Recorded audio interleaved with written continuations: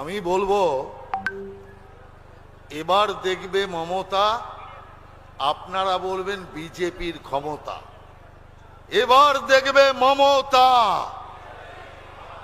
এবার দেখবে মমতা।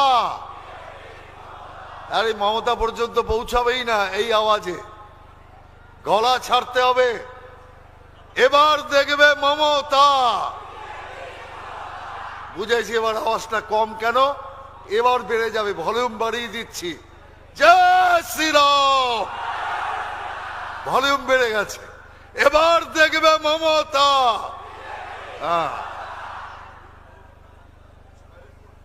মঞ্চে উপস্থিত নদিয়া উত্তর জেলার সভাপতি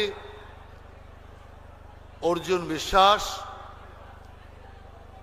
নদিয়া দক্ষিণ জেলার সভানেত্রী অপর্ণাদি,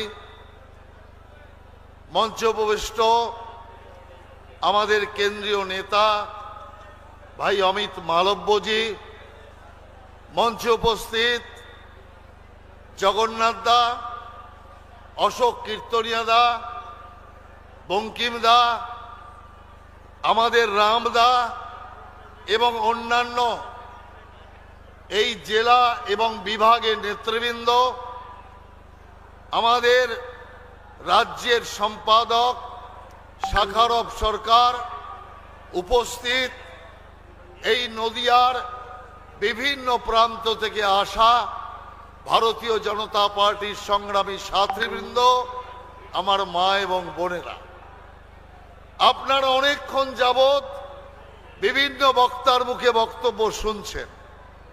আর খানিকক্ষণ বাদেই আমাদের আজকের প্রধান বক্তা জগৎ প্রকাশ নাড্ডাজি তিনি এখানে আসবেন।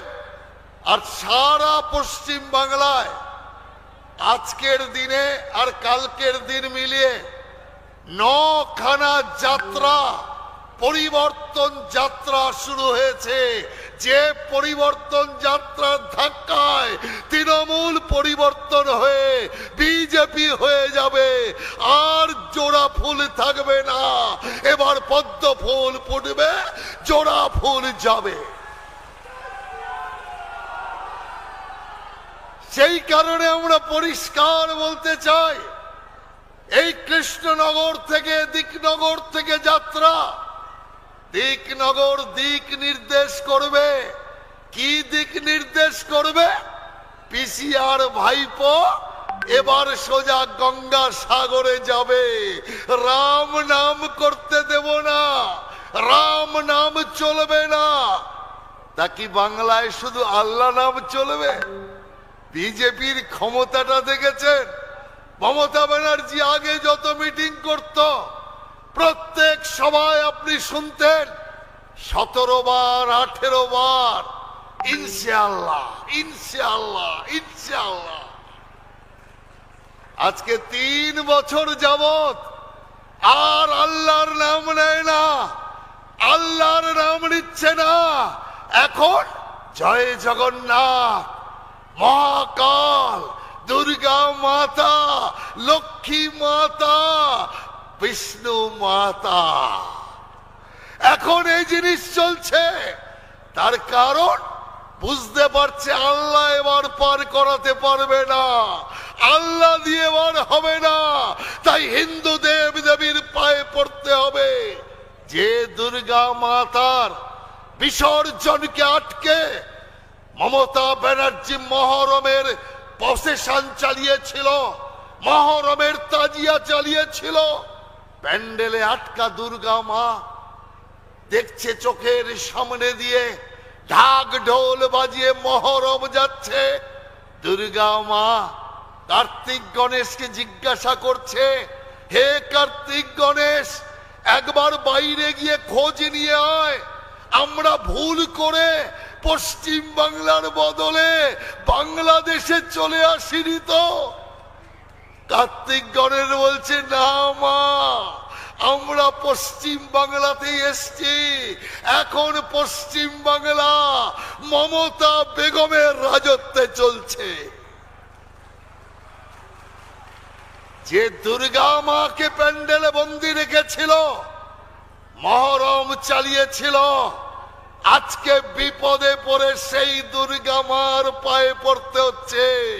হে মুসলমান ভাই, দেখুন আপনাদের প্রিয় মমতাকে, দেখুন প্রিয় মমতা বেগমকে, যে 24 ঘন্টায় 3 ঘন্টা আল্লাহ আল্লাহ করত, আজ 4 বছর ধরে আল্লাহর নামটা পর্যন্ত নেয়নি। এখন রমজান মাস চলছে, আমরা কি দেখতাম, যে কোনো জায়গায় গিয়ে মমতা ব্যানার্জি বসে পড়েছে, রোজা রেখেছে, রোজা রাখার সাথে সাথে হিজাব পরা মমতা, বোরখা পরা মমতা, নামাজ পড়া মমতা। আকাশের দিকে তাকিয়ে, হাত দুটোকে উপরের দিকে তাকিয়ে মমতা ব্যানার্জি নামাজ পড়ছে। এ দৃশ্য আপনারা দেখেছেন, 4 বছরে নামাজ পড়তে দেখেছেন। আমাকে এক সাংবাদিক জিজ্ঞাসা করেছিল, আচ্ছা রাহুলদা, মমতা ব্যানার্জি তো নামাজ পড়তে জানে না, তাহলে ও হাত তুলে আকাশের দিকে তাকিয়ে বিড়বিড় করে কি বলে? আমি বলি, কি আর বলবে, হয় মোদিজিকে গালি দেয়, নইলে বিজেপিকে গালি দেয়, আর কি করতে পারে? সেই মমতা ব্যানার্জি আর রোজা রাখে না, আর না পড়ে না। আমি মুসলমানদের জিজ্ঞাসা করতে চাই, হে মুসলমান, একে বিশ্বাস করেছিলে যে বেকায়দা নাম পর্যন্ত ভুলে যেতে পারে? সে মুসলমানকে ভুলতে কতক্ষণ? আপনাদের মুসলমান ধর্মটাকে যাত্রার মঞ্চ বানিয়েছে এই মমতা ব্যানার্জি। একজন ব্রাহ্মণ কন্যা মঞ্চের নিচে দাঁড়িয়ে আছে, এক্ষুনি সে মঞ্চে উঠবে, তার মঞ্চে উঠে নামাজ পড়ার অভিনয় করার কথা। উঠে পড়লেন মঞ্চে, মঞ্চে উঠবার আগে হিজাব জড়িয়ে নিলেন, হিজাব জড়িয়ে নিয়ে মঞ্চে উঠে নামাজ পড়ার অভিনয় করলেন। অভিনয় শেষ হয়ে গেল, সোজা মঞ্চ থেকে নেবে হিজাব খুলে ফেললেন। যেমন ব্রাহ্মণ কন্যা ছিলেন, তেমন ব্রাহ্মণ কন্যায় আবার চলে এলেন। অর্থাৎ একজন হিন্দু ব্রাহ্মণ কন্যা মুসলমান সেজে নাটকের মঞ্চে মুসলমানের ধর্ম মঞ্চকে অপবিত্র করলো। আমি বলছি না, হে মুসলমান, আপনার পবিত্র ধর্মগ্রন্থ হাদিস বলছে, হাদিস বলছে মুসলমান ছাড়া কেউ নামাজ পড়তে পারে না, মুসলমান ছাড়া কোন মুসলমান রোজা রাখতে পারে না। যদি এ কাজ কেউ মুসলমান করে ছাড়া কেউ করে, সে মুসলমানের সবচেয়ে বড় শত্রু। বলুন তাহলে হাদিস মতে মুসলমানের সবচেয়ে বড় শত্রু কে? বলুন আপনারা, আমার কথায় বলবেন না। হাদিস বলছে মুসলমানের সবচেয়ে বড় শত্রু মমতা। আর আজকে প্রমাণ হলো, তালাক হতে দেব না, ঠিক পেছন দরজা দিয়ে তালাক হয়ে গেল। আমরা দেখলাম ওয়াকফ আইন, আমি মমতা ব্যানার্জি থাকতে ওয়াকফ আইন হতে দেব না। কি সুন্দর রাতের অন্ধকারে ওয়েবসাইট দিয়ে ওয়াকফ বিল পাস হয়ে গেল। সেই কারণে আমি মুসলমান আপনাদের বলতে চাই, মমতা আপনাদের নিয়ে খেলা করেছে। শুধু আপনারা মমতার কাছে ভোটার ছাড়া কিছুই নয়, ভোটার ছাড়া কিছুই নয়। এতদিন মুসলমান ঠকিয়েছে, এখন বুঝতে পেরেছে মুসলমান দিয়ে হবে না। মুসলমান এ তরি পার করাতে পারবে না, এ তরি ডুববেই ডুববে। সেই কারণে এখন ভগবানের আশ্রয় নিচ্ছে। এই জগন্নাথ বাবার মন্দিরে তো গিয়েছিলেন, দুর্গা মাকে প্যান্ডেলে বন্দি করবার পর পাপ খণ্ডাতে রাতের অন্ধকারে চুপি চুপি গিয়েছিলেন পুরীর জগন্নাথ দেবের মন্দিরে। চুপি চুপি পুজোটা সেরে আসবেন ভেবেছিলেন, কিন্তু বুঝতে পারেননি বিধি বাম। মন্দিরের প্রথম সিঁড়িতে পা রাখবে মমতা, ওপরে দাঁড়িয়ে থাকা পুরীর পান্ডা বলছে, হে ম্যাডাম, পা বাড়াবেন না, এটা হিন্দু মন্দির, এতে মুসলমানের প্রবেশ নিষেধ। সঙ্গে সঙ্গে বলল বিজেপির ষড়যন্ত্র। বিজেপি কোথা থেকে এলো? ওখানে তো বিজেডি ছিল, এখন বিজেপি এলো, তো বিজেপি ছিল কোথায়? সাংবাদিকরা জিজ্ঞাসা করলো পান্ডাদের যে আপনারা একজন ব্রাহ্মণ কন্যা, হিন্দু কন্যা, তাকে কি করে বললেন যে সে মুসলমান? সেই পান্ডারা সহজভাবে জবাব দিল, আমরা যখনই বাংলায় গিয়েছি লাইট পোস্টে ঝুলছে হিজাব পরা মমতা, কারো বাড়ির দেয়ালে ঝুলছে বোরখা পরা মমতা, কোথাও রাস্তায় ঝুলছে নামাজ পড়া মমতা। আমরা তোকে হিন্দু বেশে দেখিনি, কোনো মন্দিরে যেতে দেখিনি, কোথাও কোনো প্রার্থনা করতে দেখিনি। যা দেখেছি আল্লাহর দরবারে দেখেছি, যা দেখেছি মুসলমান বেশে দেখেছি। সেই কারণে আমি আপনাদের পরিষ্কার বলতে চাই, আজকে তৃণমূলের ভাইরা বিপদে পড়ে এখন রামের শরণাপন্ন হয়েছে। গত বছর তৃণমূলের লোকেরা, তৃণমূলের নেতারা রাম নবমী পালন করেছে, জয় শ্রীরাম শুরু করেছে। মমতা ব্যানার্জি আর ওর ভাইপো বাকি আছে, ওটা এখনো হয়নি, ওটা আমাদের দায়িত্ব দিয়েছে আমরা যাতে করাতে পারি। তাই এখানে দাঁড়িয়ে কথা দিয়ে গেলাম, আগামী রাম নবমীতে গেরুয়া পরিয়ে মমতার অভিষেককে জয় শ্রীরাম করিয়ে বঙ্গোপসাগরে পাঠাবো। রাম নাম করা যাবে না, অদ্ভুত অবস্থা। রাম নবমী পালন করার জন্য আপনাদের জেল খাটতে হয়েছে, আমাদের লাঠির বাড়ি খেতে হয়েছে, এখনো আমাদের কেস চলছে রাম নবমী পালন করার জন্য। রাম নাম এখানে নিষিদ্ধ। আপনাদের মনে নেই যখন ব্যারাকপুর দিয়ে যাচ্ছে গাড়িতে মমতা ব্যানার্জি, রাস্তায় ভিড় থেকে দাঁড়িয়ে থাকা 4-5 জন যুবক বলেছে জয় শ্রীরাম, লাফ দিয়ে গাড়ি থেকে নামলেন, দৌড়ে গেলেন। কে বলল রাম নাম? কে বলল রাম নাম? যারা বলেছে তারা চুপ মেরে গিয়েছে। তখন দেখে কাউকে আর খুঁজে পাচ্ছে না, তখন আবার তিনি গাড়িতে উঠতে যাচ্ছেন, যেই গাড়ির দরজা খুলেছে আবার ওরা বলছে জয় শ্রীরাম, জয় শ্রীরাম, আবার দৌড়ে গেছে। কে বলল? কে বলল? অর্থাৎ আমার মনে পড়ল, অনেক সময় পাড়ার দুষ্টু ছেলেরা কোন লোক বা কোন মহিলাকে এমন খেপানোর নামে ডাকে, সে তেরে তেরে যায়, তেরে তেরে যায়। একেবারে সেই দৃশ্য, এক চুল অন্য দৃশ্য নয়। পরের দৃশ্যটা আপনাদের মনে নেই? বন্দে ভারতের ট্রেন উদ্বোধন হাওড়া স্টেশনে, স্লিপার বন্দে ভারত নয়, সিটিং বন্দে ভারত। সেই ট্রেন উদ্বোধনে মোদিজি উদ্বোধন করবেন, আমরা সবাই হাওড়া স্টেশনে, সেখানে মুখ্যমন্ত্রীও এসছেন, হাজার হাজার লোকে পরিপূর্ণ হাওড়া স্টেশন। হঠাৎ করে ওখান থেকে হাজার হাজার লোকের মধ্যে থেকে 5 থেকে 6 জন লোক চিৎকার করে বলেছে জয় শ্রীরাম। যেই মাত্র জয় শ্রীরাম বলা, লাফ দিয়ে উঠে পড়েছে, রাম নাম বলছে।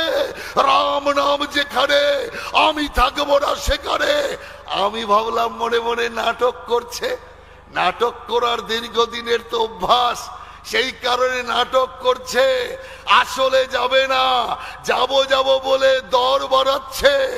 পরে দেখলাম আমি ভুল চিন্তা করেছি, গটগট করে আমাদের চোখের সামনে দিয়ে চলে গেল। আর আমি মনে মনে বসে বসে ভাবছি ছোটবেলার কথা, যখন ছোটবেলায় আমাদের বাড়িতে কারেন্ট আসেনি, এলাকায় কারেন্ট আসেনি, তখন আমরা হ্যারিকেন ল্যাম্পো জেলে লেখাপড়া করতাম। আর সেই হ্যারিকেন ল্যাম্পো জ্বালিয়ে লেখাপড়া করতে করতে উঠোনের মধ্যে দিয়ে এক ঘর থেকে যখন আরেক ঘরে যেতাম, অন্ধকারে ভয় পেতাম, অন্ধকারে ভয়ে বুক কাঁপত। বাড়ির বড়রা বলতো ভয় পাবি না, রাম নাম করবি, রাম নাম করলে ভূত পালায়, রাম নামে ভূত আসে না। আমরাও বড়দের কথা শুনেছি, আর যখনই ভয় পেয়েছি রাম নাম করতাম। ভূত পালাতে দেখিনি ঠিকই, কিন্তু ভূত আসেনি। এত বড় হয়ে যা ছোটবেলা দেখলাম না, এত বড় হয়ে আমি দেখলাম রাম নামে শুধু ভূত পালায় না, রাম নামে পেতনিও পালায়, রাম নামে। সেই কারণে ভূত পেতনি তাড়ানোর একটাই নাম, জয় শ্রীরাম। ভূত পেতনি তাড়ানোর একটাই নাম, জয় শ্রীরাম। তাই জয় শ্রীরামকে সম্বল করুন। ভূত ভাগবে, পেতনিও ভাগবে। বাংলা অপবিত্র বাংলা আবার পবিত্র হবে। অদ্ভুত ভাবে এই সরকার ভাবছে যাওয়ার আগে কিছু পয়সার বৃষ্টি করে দিলেই সরকার সরকার টিকে যাবে। আরে যুব সাথী, ওসব দিয়ে কিচ্ছু হবে না। আমি সেই কারণে প্রথম, এখানে মায়েরা প্রচুর আছেন।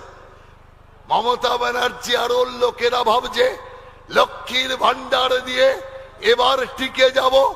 আমি মা বোনদের বলতে চাই, আপনারা ভাবছেন আমি বলতে চাই বলা মানে লক্ষ্মীর ভান্ডার আপনারা নেবেন না, এই কথা বলতে চাই। এমন আহম্মক আমি নই। ও টাকা মমতা ব্যানার্জির টাকা নয়, ও টাকা রাজ্যের তৃণমূল কংগ্রেসের পার্টির ফান্ডের টাকা নয়, ও টাকা আমাদের সবার করের টাকা, ট্যাক্সের টাকা, আমাদের মেহনতের টাকা আপনাকে লক্ষ্মীর ভান্ডার নামে দিচ্ছে। সেই কারণে আপনি পরিষ্কার জেনে রাখুন, লক্ষ্মীর ভান্ডার সরকারি টাকা দিচ্ছে তো আপনি নিন, যা পাচ্ছে তাই নিন, পদ্ম ফুলে ভোট দিন, এটাই একমাত্র মন্ত্র রাখুন। লক্ষ্মীর ভান্ডার নিন, পদ্ম ফুলে ভোট দিন। কারণ লক্ষ্মীর ভান্ডার নিয়ে অলক্ষ্মী তাড়িয়ে মা লক্ষ্মীকে আনতে হবে। কোনদিন জোড়া ফুলে লক্ষ্মীর বাস হয়?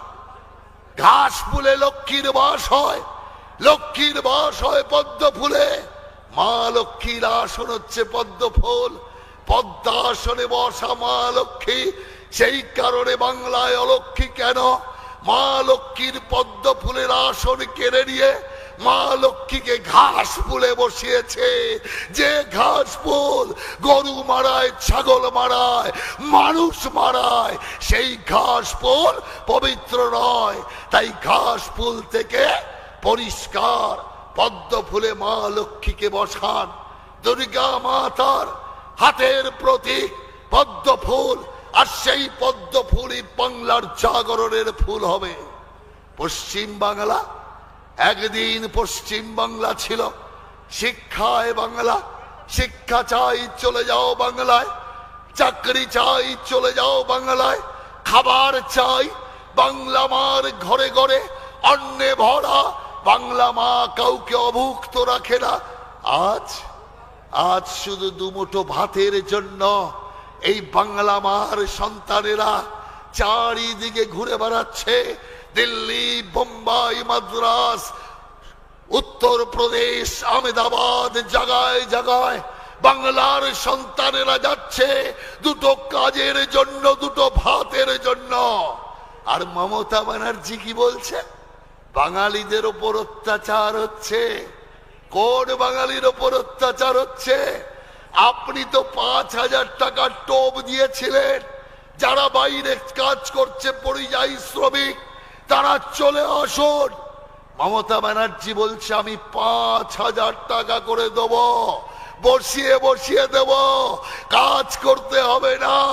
আর যখন মমতা ব্যানার্জির এই ঘোষণা, তখন হাওড়া স্টেশনে দাঁড়িয়ে বাইরের প্রদেশে যাত্রা করতে করতে আমার বাংলার যুবকেরা, পরিযায়ী শ্রমিক যারা হতে চলেছে, তারা বলছে 5,000 টাকা মাসে মানে বছরে 60,000 টাকা।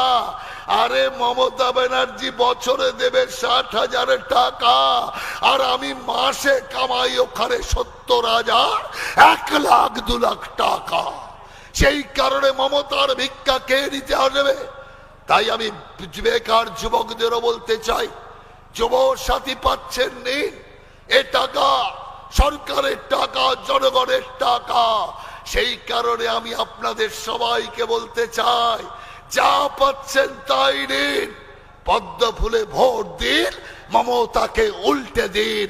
এটাই হচ্ছে একমাত্র অবস্থা। কি অবস্থা করেছে বাংলার?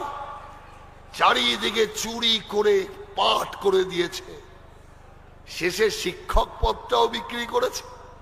নিজের বাড়ির চাকর 8 পাসও করেনি, তার নামে সার্টিফিকেট বের করে তাকে চাকরি দিয়েছে। আলু পেঁয়াজের মতো শিক্ষক পদ বিক্রি করেছে। গ্রামে গ্রামে গ্রামের উন্নয়নকে পকেটস্থ করেছে। মানুষের পায়খানাটা পর্যন্ত ছাড়েনি। আমি নদিয়ায় একজন পার্টির কার্যকর্তার বাড়ি গেলাম চা খেতে। সে আমাকে গর্ব ভরে দেখাচ্ছে, রাহুল দা, এই দেখুন প্রধানমন্ত্রী শৌচালয় যোজনার থেকে আমি পায়খানা পেয়েছি। আমি বললাম, পায়খানা পেয়েছেন তো ভালো, কিন্তু দরজাটা কোথায় গেল? বস্তা ঝুলছে কেন? সে বলল, ও দরজাটা তৃণমূল খাইয়া লাইছে, দরজাটা তৃণমূল খাইয়া লাইছে, সেই কারণে এখন ঝুলছে চট। এই গল্প আমি আমার এক কেন্দ্রীয় মন্ত্রীকে করেছিলাম। সেই কেন্দ্রীয় মন্ত্রী বলছে, আরে রাহুল ভাই, সব বিশ্বাস করি, পায়খানার পয়সা তৃণমূল খায় এটা বিশ্বাস করি না। আমি বললাম, দাদা, এখন তো পায়খানার পয়সা খাচ্ছে, এরপরে ওটাও খাবে তৃণমূল, ওটাও ছাড়বে না, কিচ্ছু ছাড়বে না। তৃণমূলের এক বড় নেতা, সেই নেতার সাথে আমার এয়ারপোর্টে দেখা। কথায় কথায় আমি বললাম, দাদা, আর একটু রয়ে শয়ে খান, যেভাবে আপনারা খাচ্ছেন, যা পাচ্ছেন তাই খাচ্ছেন, এ তো বদ হজম হয়ে যাবে, তাই একটু বুঝে সুঝে খান। তৃণমূলের সেই নেতা আমাকে বলছে, রাহুল ভাই, দিনকাল ভালো নয়, সময় ভালো নয়, যে কোনো সময় দিদির চেয়ার উল্টে যেতে পারে, তাই যাওয়ার আগে আর থেমে থাকা নয়, যা পাচ্ছ তাই খাও, যা পাচ্ছ তাই লোটো। এটাই হচ্ছে তৃণমূলের একমাত্র আদর্শ। তাই আমিও বলতে চাই, খা খা, শেষ খাওয়া খা। আর এটাও আমি এখানে দাঁড়িয়ে কথা দিয়ে গেলাম, যে খাচ্ছ মানুষের টাকা, উন্নয়নের টাকা, জনগণের টাকা, এই প্রত্যেকটা টাকা দিয়ে বাড়ি করেছ, গাড়ি করেছ, সম্পত্তি বানিয়েছ। এখানে দাঁড়িয়ে আজকে কথা দিয়ে যাচ্ছি, ওই তৃণমূল নেতার বাড়ির তলায় দাঁড়িয়ে ওই বাড়িকে নিলাম করে ছাড়বো, গাড়িকে নিলাম করে ছাড়বো। এটাই ভারতীয় জনতা পার্টির প্রতিজ্ঞা। সেই কারণে আমরা পরিষ্কার বলতে চাই, যারা মানুষের উন্নয়নকে লুট করছে, যারা মানুষের উন্নয়নকে সর্বশান্ত করে দিচ্ছে, তাদের বিজেপি ছাড়বে না, বিজেপি তাদের ক্ষমা করবে না। কারণ আমার দেশের প্রধানমন্ত্রী আজকে 15 বছর সরকার চালিয়ে প্রমাণ করে দিয়েছে, না খাউঙ্গা না किसी को खाने नहीं दूंगा। প্রধানমন্ত্রী বলছেন, আমি খাবো না, কাউকে খেতেও দেব না। অর্থাৎ ঘুষ রাজনীতি দেশ থেকে উৎপাটন করব। সারা দেশে ঘুষ সংস্কৃতি বন্ধ হয়ে গেছে, শুধু পশ্চিম বাংলায় এই সংস্কৃতি রয়েছে। অতএব গুন্ডামি করে তৃণমূল কংগ্রেস যদি ভাবে ক্ষমতায় টিকে থাকবো, তাহলে এবার তা সম্ভব নয়।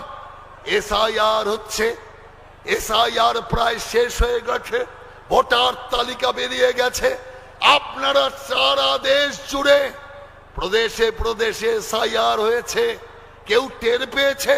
সেই প্রদেশের মানুষই জানতে পারেনি যে এসআইআর হচ্ছে। কিন্তু পশ্চিম বাংলায় এসআইআর হচ্ছে, একদম সারা বিশ্ব জেনে গেছে এসআইআর হচ্ছে। পুরো জুডিশিয়াল সিস্টেম তাকে নেমে পড়তে হচ্ছে বাংলার এসআইআর করার জন্য। একেই তো একটার পর একটা মামলা ঝুলে আছে, যে মামলার নিষ্পত্তি 6 মাসে হওয়ার কথা, তার 6 বছরও নিষ্পত্তি হচ্ছে না। আর এখন জাজরা মিলে এখন ভোটার তালিকা দেখছে, জাজরা মিলে এসআইআর করছে। মানে আপনার 6 বছরে যে মামলা হতো, সেই মামলা সমাপ্ত হতে হতে 12 বছর 15 বছর লাগবে। কি আসছে? সেই কারণে আমি আপনাদের পরিষ্কার বলতে চাই, আজ যে অবস্থা তৈরি হয়েছে এসআইআর এর নামে, যে অবস্থা তৈরি হয়েছে, তার বিরুদ্ধে ভারতীয় জনতা পার্টি প্রচার অভিযান চালাবে। আমি আপনাদের পরিষ্কার বলতে চাই, বহু এলাকায় হিন্দুদের নাম বেছে বেছে এসআইআর এ কেটেছে এআরওরা। বেশ কিছু তথ্য আমাদের কাছে এসছে, জেনে বুঝে হিন্দুদের নাম এসআইআর এ এআরওরা কেটেছে। ইলেকশন কমিশনের কাছে আমরা অবিলম্বে দাবি করছি, এর নিরপেক্ষ তদন্ত চাই। যদি যে এআরও এতে দোষী সাব্যস্ত হবে, তাকে জেলে পাঠাতে হবে, তার বিরুদ্ধে কঠোর শাস্তিমূলক ব্যবস্থা গ্রহণ করতে হবে, চাকরি ছেদের মতো কার্য করতে হবে। কারণ সরকারি পদে বসে তৃণমূলের দালালি করে সরকারি পদের অপব্যবহার, নইলে আপনি দেখছেন না, একজন ডিজি ছিল রাজ্যে, রাজীব কুমার, যে ডিজির বাড়িতে ইডি গিয়েছিল, সিবিআই গিয়েছিল, মুখ্যমন্ত্রী স্বয়ং গিয়ে রাস্তায় বসে পড়েছে। ডিজির বাড়িতে যদি সব পেয়ে যায়, তাহলে মুখ্যমন্ত্রী জেলবাস কেউ আটকাতে পারবে না। পার্থ চ্যাটার্জিও জেলে, মমতা ব্যানার্জিও জেলে। সেই কারণের জন্য মুখ্যমন্ত্রী ফুটপাতে গিয়ে বসে পড়েছে। আর এবার কি দেখলেন? এবার দেখলেন যখন আইপ্যাকের ঘরে হানা দিল ইডি, মুখ্যমন্ত্রী চলে গেলেন অস্ত্র শস্ত্র নিয়ে, এই ডিজিকে সঙ্গে নিয়ে, সরকারি আধিকারিকদের সঙ্গে নিয়ে সোজা আইপ্যাকের বাড়িতে গিয়ে ইডির কাছ থেকে পুরো ছিনতাই করে নিয়ে আসলেন। অর্থাৎ অনেকে আমাদের পার্টির লোকেরা স্লোগান দেয়, পিসি চোর, ভাইপো চোর, তৃণমূলের সবাই চোর। পিসি দেখছে আরে আমরা তো বড় বড় কাজ করি, আর আমাদেরকে চোর বলছে, আমরা চোর। সেই কারণে পিসি দেখলেন চুরিতে হবে না, বড় কিছু করে দেখাতে হবে। সেই কারণে ডাকাতি করে দেখালেন মমতা ব্যানার্জি। সেই কারণে আপনি বলুন, পিসি ডাকাত, ভাইপো ডাকাত, তৃণমূলের সব ডাকাত। এটাই হচ্ছে তৃণমূলের একমাত্র পদবী।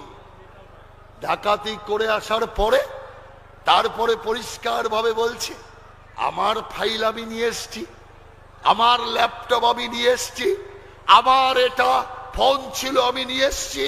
আরে তোমার যদি থাকে, যদি সাহস থাকে, ইডিকে দেখিয়ে আনলে না কেন? যে রাজ্যের মুখ্যমন্ত্রী চোর নয়, যে রাজ্যের মুখ্যমন্ত্রী ডাকাত, সেই রাজ্যে মুখ্যমন্ত্রী ডাকাতের সাথ দেওয়া, সেই রাজ্যের মুখ্যমন্ত্রীর সাথে ডাকাতি করা, পশ্চিম বাংলার ডিজি যে রাজ্যসভার মেম্বার হবে, এটা তো স্বাভাবিক ব্যাপার। সেই কারণে বলে চোরে চোরে মাস্তুতো ভাই। আর এখানে হচ্ছে চোর আর চোরের মধ্যে সম্পর্ক।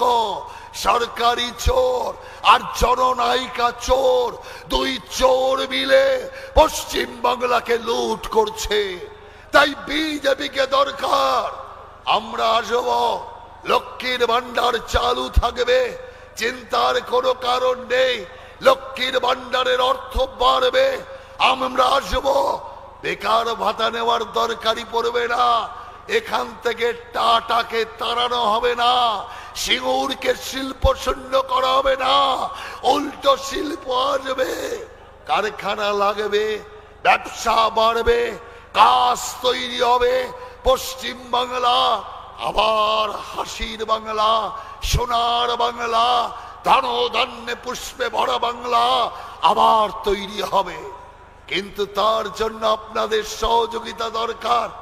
আজকে যেহেতু মমতা ব্যানার্জি দেখছে মুসলমানদের একটা অংশ যারা মমতা ব্যানার্জির চালাকি বুঝে গিয়েছে যে মুসলমানের সবচেয়ে বড় শত্রু, মুসলমানের সবচেয়ে বেশি প্রতারক মমতা ব্যানার্জি, আর সেই কারণে একটা বড় অংশের মুসলমান তারা ঠিক করেছে আর মমতা নয়, আর তৃণমূল নয়, এবার বিজেপিকে সমর্থন করব। তাই মুসলমান ভোট যদি সরাসরি বিজেপিতে চলে আসে তাহলে তো তৃণমূলকে আর কেউ বাঁচাতে পারবে না। সেই কারণের জন্য এখন তৃণমূল কংগ্রেস অর্থাৎ মমতা ব্যানার্জি এক নতুন সন্তানের জন্ম দিল, হুমায়ুন কবির। হুমায়ুনের বাপ বাবর ছিল, আমাদের তাতে কোনো আপত্তি নেই। আরে হুমায়ুন, তোর বাপ বাবর আছে, বাবরের সমাধি তোর বাড়িতে বানা, কিন্তু তোর বাপের সমাধি বাবরের সমাধি কোনোভাবেই রাস্তায় বানানো চলবে না। বাবরের সমাধি নির্বাচনের পর আর হবে না। বাবরি মসজিদ কিসের বাবরি মসজিদ? একজন আক্রমণকারী বাবর, লুটেরা বাবর, ভারতের মা বোনের উপর অত্যাচারকারী বাবর, সেই বাবর লুটেরা বিদেশির মসজিদ স্থাপন হবে বাংলার বুকে। এ মমতা ব্যানার্জি চক্কর চালালেও বিজেপি চক্করকে রুখে দেবে।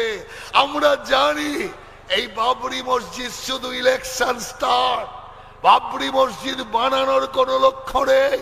বাবরি মসজিদ শুধু বাবরের নাম দেখে দাঙ্গা লাগানোর এক ষড়যন্ত্র। মমতা ব্যানার্জি চায় পশ্চিম বাংলায় দাঙ্গা লাগো, হিন্দু মুসলমান দাঙ্গা করুক, একমাত্র দাঙ্গা তৃণমূলকে বাঁচাতে পারে, সেই কারণে দাঙ্গা লাগাতে চায়। আমি ধন্যবাদ দিতে চাই হিন্দু নাগরিককে, ধন্যবাদ দিতে চাই মুসলমান নাগরিককে। তারা চায় না দাঙ্গা হোক, তারা মমতা ব্যানার্জির ফাঁদে পা দেয়নি, দাঙ্গা করেনি, তার জন্য সেই হিন্দু মুসলমানকে আমরা ধন্যবাদ জানাই। আমি আপনাদের অনেককে মনে মনে ভাবছেন বিজেপি তো মুসলমান বিরোধী দল, আমি আপনাদের পরিষ্কার করে দাঁড়িয়ে এই রথ উদ্বোধনের প্রাক্কালে এই মঞ্চ থেকে বলছি, প্রদীপ্ত ভাবে ঘোষণা করছি, বিজেপি মুসলমান বিরোধী দল নয়, বিজেপি মুসলমান বিরোধী দল নয়। আরো পরিষ্কার করে বলবো, তাহলে কান পরিষ্কার করে কান খাড়া করে আবার শুনুন, বিজেপি মুসলমান বিরোধী দল। আপনি বলবেন আরিফ বাস, তৃণমূল তো মিনিটে কথা পাল্টায়, আর আপনারা বিজেপির লোকেরা তো সেকেন্ডে সেকেন্ডে কথা পাল্টান। এই মাত্র বললেন আমরা মুসলমান বিরোধী দল নই, কয়েক সেকেন্ড কাটতেই বলছেন আমরা মুসলমান বিরোধী দল। হ্যাঁ, আমরা মুসলমান বিরোধী দল। আমরা সেই মুসলমানের বিরুদ্ধে যে মুসলমান নাগরিক এই ভারতবর্ষের মাটিতে জন্মগ্রহণ করেছে, ভারতের খায়, ভারতের পরে, ভারতের জলবায়ু বড় হবার পর এই ভারতের মাটিতে ভারত আর পাকিস্তানের খেলায় যদি পাকিস্তান জয়লাভ করে, ভারত পরাস্ত হয়। সমস্ত মুসলমান নয়, একদল মুসলমান যারা আমার ভারত মায়ের বুকের ওপর দাঁড়িয়ে পটকা ফাটায়, মিষ্টি বিতরণ করে, পাকিস্তানের বিজয় উৎসব পালন করে, সেই মুসলমানকে আমরা পেছনে লাথি দিয়ে ভারত থেকে তাড়াবো। এটা আমাদের প্রতিজ্ঞা, এ প্রতিজ্ঞা আমরা করেছি। তাই পরিষ্কার বলে বলতে চাই, আমরা ভারতীয় মুসলমানের পক্ষে, বাংলাদেশি পাকিস্তানি মুসলমানের পক্ষে নয়।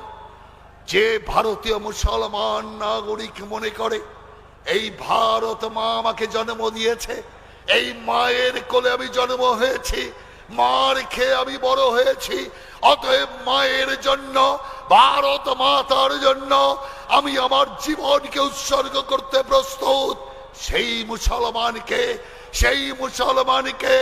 আমরা বুকের সাথে বুক লাগিয়ে নতুন ভারত গড়তে চাই। আমরা ভারতীয় মুসলমান চাই, আমরা বেঈমান পাকিস্তানি মুসলমান চাই না। আর তৃণমূল কি চায়?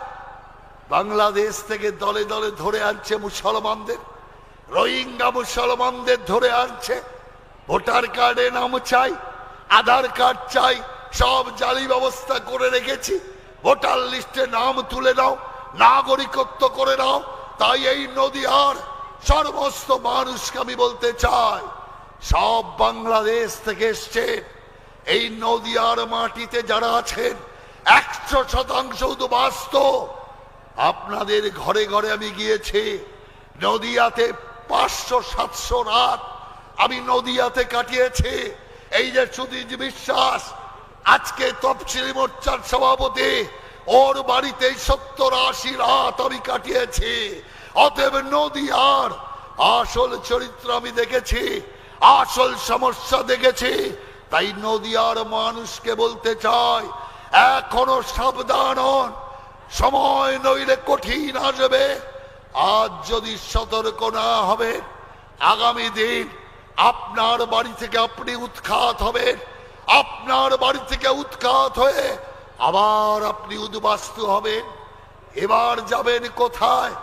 তাই মা বোনেদের বলতে চাই, লক্ষ্মীর ভান্ডারের নামে বাংলাকে বিক্রি করবেন না, যুব সাথীর নামে বাংলাকে বিক্রি করবেন না। এই পশ্চিম বাংলাকে মমতা ব্যানার্জিরা বাংলাদেশ বানাতে চায়, পশ্চিম বাংলাদেশ, যা বিজেপি হতে দিতে চায় না। সিপিএম কোনো কথা বলবে না, কারণ সিপিএম ঘোমটা দিয়ে থাকবে।